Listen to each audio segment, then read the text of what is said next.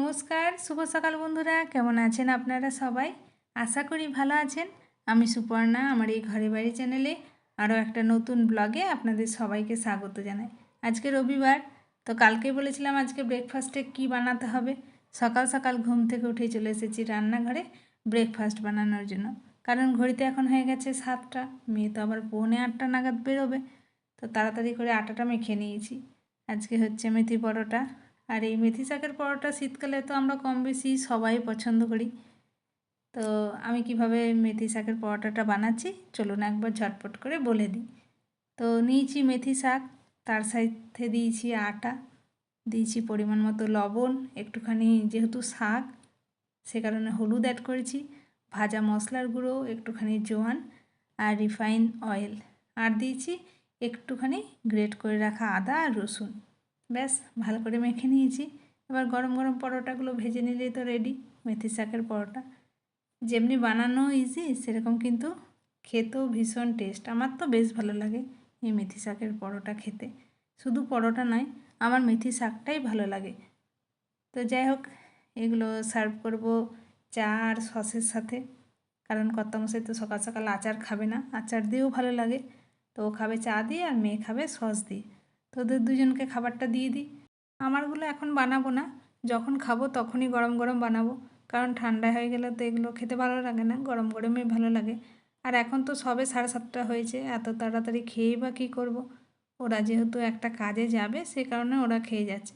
আর বড়মশাই তো একেবারে মেয়েকে 2টো টিউশন করেই নিয়ে আসবে। শীতকালে তো এরকম মেথি শাকের পরোটা, আলু পরোটা, তারপরে এদিকে ছাতু পরোটা খেতে বেশ ভালোই লাগে। আর মেথি শাকটা আমার একটু বেশি ভালো লাগে, কারণ এটা সেন্টটাও এত সুন্দর আর স্বাদটাও ভালো।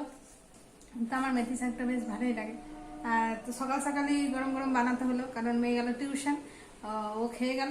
আর ভাবলাম যখন গরম গরম হয়ে গেছে তো আমিও খেয়ে নিই, দেরি আর কি জন্য করবো, আর ঠান্ডা করেও ভালো লাগবে না খেতে। তো একেবারে এই যে চাটা নেই বসে পড়েছি, টিফিনটা সেরে নিই, তারপরে বাড়ির কাজ দেখা যাবে। আগে পেটটাকে ঠান্ডা করে নিই, তারপরে বাড়ির কাজ হবে। মাঝখানে আমার অনেক কাজই হয়ে গেছে, কিন্তু আপনাদের সাথে সেভাবে আর কথা হয়নি। কারণ বুঝতেই পারছেন আজকে রবিবার, কাজের তো একেবারে পাহাড় লেগে যায়। তো সে কারণে মাঝখানে আর কিছুই ক্লিপ তোলা হয়নি। ঘড়িতে কিন্তু এখন হয়ে গেছে 3টে। আজকে আমাদের এখনও ভাত খাওয়া হয়নি, কারণ মেয়ে তো আসে দেরিতে এই রবিবার। আর তার মধ্যে কর্তামশাই আজকে মেয়েকে দিয়ে আর বাড়ি আসেনি, ও ওই দিক দিয়ে অফিসে বেরিয়েছিল, অফিসে কাজ ছিল। তো চলুন একবার দেখিয়ে দিই কী রান্না হয়েছে। বাঁধাকপির তরকারি, এই যে অরহরের ডাল, ধনেপাতা দিয়ে, আর এগুলো হচ্ছে পোস্তর বড়া। আজকে যেহেতু পোস্ত বানাইনি, গরম গরম পোস্তর বড়া হচ্ছে। আর এইগুলো গরম ছাড়া ভালো লাগে না, সে কারণে ওদের আসার টাইম হয়ে গেছে, তো ভাবলাম ভেজে নিই গরম গরম, এক্ষুনি ওরা আসবে। আর এই শীতকালে সকালটা তো একটুও বুঝতে পারি না টাইমটা যে কিভাবে চলে যায় হুড়হুড় করে। প্রত্যেক দিন ভাবি যে আজকে একটু তাড়াতাড়ি কাজ করব, কিন্তু সেই বেলা হয়ে যায় স্নান করতে। আসলে গরমকালে তাড়াতাড়ি করে স্নান করা হয়ে যায় গরমের জন্য, কিন্তু শীতকালে ঠান্ডার জন্য চান করতে পারি না, মনে হয় একটু বেলা হোক তারপরে চান করব, আর যার কারণেই দেরি।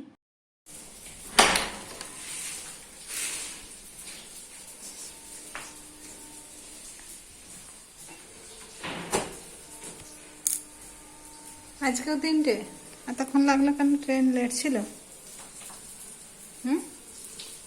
হ্যাঁ, ছুটি দিয়েছে 2:25-এ। স্যার বলো 2টোয় আর 2:25-এ। তো যেটা বলে তার থেকে মোটামুটি 15 মিনিট বেশি ধরা উচিত।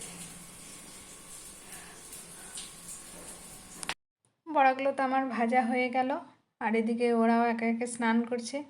তো গরম গরম খাবারটা এবার সার্ভ করে নিই। ভাতটা তো গরম আছে, আর আজকে কিছুই গরম করতে হবে না, কারণ আজকে তো দেরিতে রান্না হয়েছে। সকাল সকাল রান্না করলে তাহলে খাবারগুলো আর একবার গরম করতে হয়, কিন্তু আজকে সবই মোটামুটি গরম আছে। তো চলুন খাবারটা সার্ভ করি। খিদেও পেয়ে গেছে, ঘড়িতে তো এখন প্রায় হয়ে গেছে 3:30। আজকে অনেকটাই লেট হয়ে গেল। 3:30টার সময় আজকে খাবার সময় হচ্ছে। কি আর বলবো, আর কি করবি রে তোরা, 3:30টায় ভাত খাওয়াচ্ছিস? হ্যাঁ, বড় বড় পোস্তর বড়া, সাথে বাঁধাকপির তরকারি, কেমন আজকের মেনু? দারুণ। আমার লেবুটা কে নিল? এইখানে সব দেওয়া আছে, শুধু আমি আমার লেবুটা পেয়েছি। আচ্ছা, গুড ইভিনিং বন্ধুরা। এই যে আবারও বসে পড়েছি আজকে পিঠে নিয়ে, কারণ আমাদের মতে পুলি পিঠে আজকেই লাস্ট খেতে পারবো, এরপরে আর বানাতে পারবো না। তো ভাবলাম খেয়ে নিই আজকে, কারণ সামনে বছর আবার কার কী হবে না হবে, খেতে পারবো না পারবো, তার চেয়ে যখন আজকে খেতে পারবো খেয়ে নিই। তো সে কারণে বসেছি।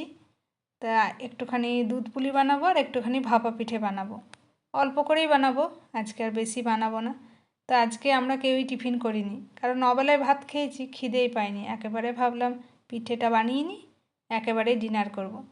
তো এই যে দুধ পুলি আমার রেডি হয়ে গেছে। আগের দিন দুধটা একটু বেশি হয়ে গেছিলো, দুধটা ঘন করিনি, আজকে দুধটাকে ঘন করে তারপরে পিঠেগুলো দিয়েছি, কারণ আমি জানি আজকে তো অল্প করেই বানাবো, বেশি বানাবো না। তো এদিকে দুধ পুলি রেডি, আর এদিকে ভাপা পিঠেগুলোও বসিয়েছি। ভাপা পিঠেও অল্পই করেছি।